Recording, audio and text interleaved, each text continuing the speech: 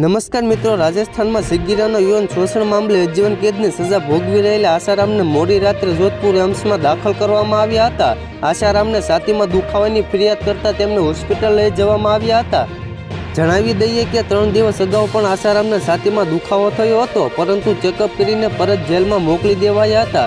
ગુરુવારે મોડી રાત્રે લગભગ 1 વાગ્યે આસારામની તબિયત બગડતા જોધપુર એમ્સમાં દાખલ કરવામાં આવ્યા હતા. હાલ આઈસીયુમાં રાખવામાં આવ્યા છે. આસારામના મેડિકલ રિપોર્ટ મુજબ તેમના શરીરમાં લોહીની ઉપન થવા સાથે હિમોગ્લોબિન 8.7% થઈ ગયું છે.